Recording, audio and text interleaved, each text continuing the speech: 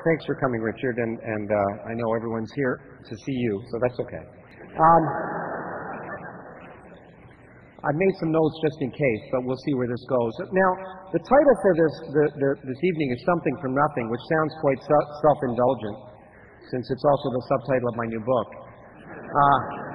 But it's not completely for that reason. In fact, Something for Nothing goes, I think, and we think, beyond that. And I wanted to start, Richard, by asking you sort of, in the context of evolution, what something from nothing means to you.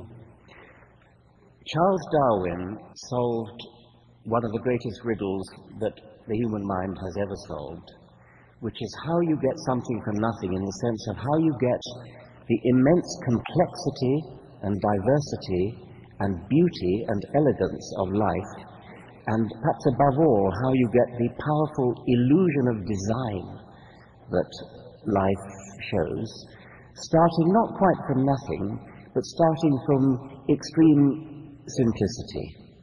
So before Darwin came along, it would have been extremely hard to believe that you could possibly explain how you get a human brain, a human eye, a horse's leg, a swift's wing, how you could get such beautiful and apparently elegantly designed things by purely the laws of physics acting out over a very long time from very simple beginnings. So getting something from nothing, Charles Darwin gives us all confidence. Charles Darwin showed that what must have seemed the most difficult problem of getting something from nothing was soluble. He solved it, and his successors have been simply fleshing out his explanation ever since. But after Darwin, it's no longer possible for anybody, any reasonable person, to say, oh, I simply can't believe you could get something so complicated as that. So by reasonable person, you're not talking about the Republican candidates then, I guess. Yeah. Okay.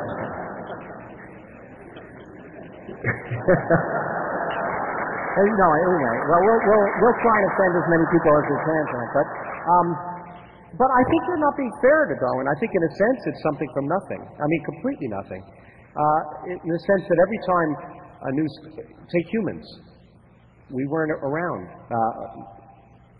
Perhaps more than maybe 5 to 10 million years ago. And so, in a sense, every time a new species is created, it's something from nothing.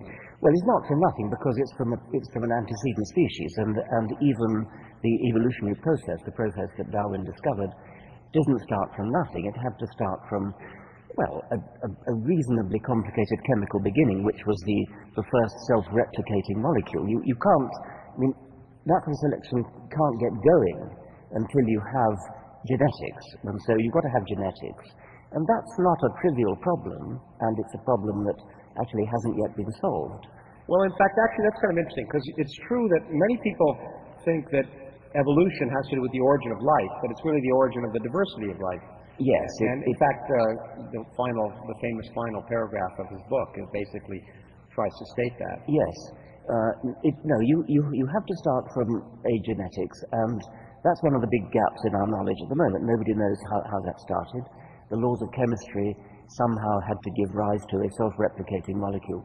Once you've got that, at least a sufficiently accurately self-replicating molecule, then evolution takes off. And then the whole of the panoply of life, the whole diversity of life, and things like you and me eventually come into existence. But you have got to start with a genetics, and that pushes it into the domain of chemistry.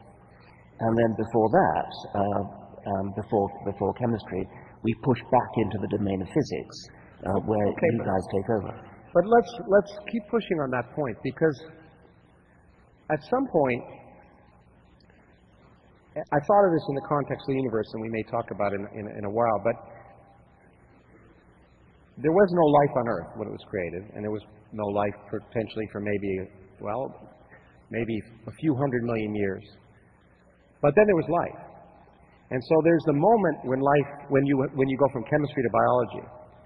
It seems to me at some point that for many people, in fact, when they talk about something from nothing again, especially those who feel that the something requires a creator, that the origin of life itself, that is the creation of something from nothing. Yeah. the Earth is about 4.5 billion years old, and we don't know when life began, but probably after about 500 million years. We're probably around about 4 billion years. For the next couple of billion years, there were nothing but bacteria. And then, so life that you couldn't see without a microscope. And then life started getting sort of big and interesting, really only about 500 million years ago, at the time of the Cambrian explosion. Biology, as I said, hands over to chemistry as we push back. Round about 4 billion at that moment, which and it's clear we don't yet understand how that transition occurs. But it seems to me, if you wanted to think that moment is a perfect example of how the laws of nature can create something from nothing, namely life from non-life, which is a dramatic change. It's a dramatic change, and it was the creation of genetics. That was the key point. The creation by the laws of chemistry of the first gene. And it probably wasn't DNA, by the way. It would have been something simpler than DNA. DNA has been called a high-tech replicator, a high-tech genetic molecule. So probably DNA had a forerunner, a sort of John the Baptist molecule. Well, we'll get there. I think the question. So people could rightfully say, how would you respond? I suspect I know how, but how would you respond? So people say, look, we don't understand the origin of life on Earth, and therefore God must have done it. Even theologians don't buy that. I mean, sophisticated theologians. But it's what they call a God of the gaps argument. It's pushing God into the few remaining gaps in our understanding. Before Darwin came along, the whole of life was one big gap, one gigantic gap. And now we're pushed back to the origin of life, this chemical event, and that is a gap which will be filled. Even if it isn't filled, it would be bad logic, bad science, bad philosophy to say, oh, I don't understand it, therefore God did it. I mean, that's a pathetically bad piece of arguing. It's a lazy argument, certainly. It's a lazy argument. It doesn't even explain anything, of course, because it leaves open explaining where God came from. And so, I mean, the beauty of what Darwin did was to show how you can get godlike things, I mean, complicated things like human brains, how you could get godlike things starting from almost nothing. So to suddenly re-import a godlike thing at the beginning of the process is just a cowardly evasion of scientific responsibility. Okay, now let's see. How would you make it? Last time you were here, it was for one of our workshops on the origins of life, where we actually began to talk about the chemistry that might be responsible for not producing DNA but RNA, which is thought to be the precursor. And we're getting very close. Do you think in your lifetime we'll understand we'll get the transition from organic chemistry to biology? I do think so. However, I would make what I think is quite an interesting point. I've made it before. It is possible that this event we're talking about, this chemical event, was an exceedingly improbable event. It's possible that since we think there are about 10 to the 22, you tell me, stars in the universe, some very, very high number of about that. Yeah. And many of them probably have planets.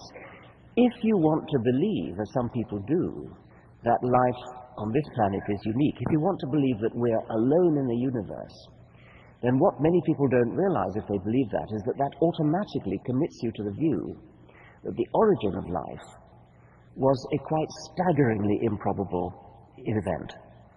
That has to be true because the number of opportunities around the universe for life to have originated is so large. And what that would mean is that chemists who are trying to solve the riddle of the origin of life on this planet are totally and utterly wasting their time. Because we don't want a plausible theory. What we're looking for is an implausible theory.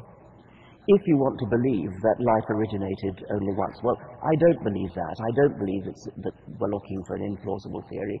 And that is tantamount to saying that I believe the universe is crawling with life.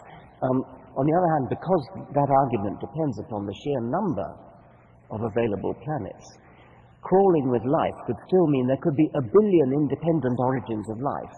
a billion islands of life out there, and yet they could be still incredibly rare, because a billion is a tiny number compared to the 10 to the 22. Yeah, that's one of the things, of course, that where cosmology comes in, that one of the things, but it relates to evolution too, because the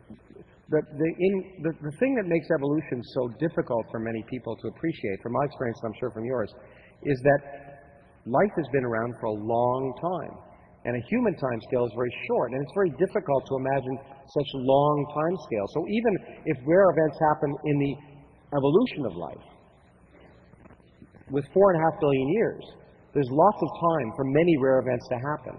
Similarly, in the universe, the thing that people don't realize is that rare events happen all the time, because the universe is big and old.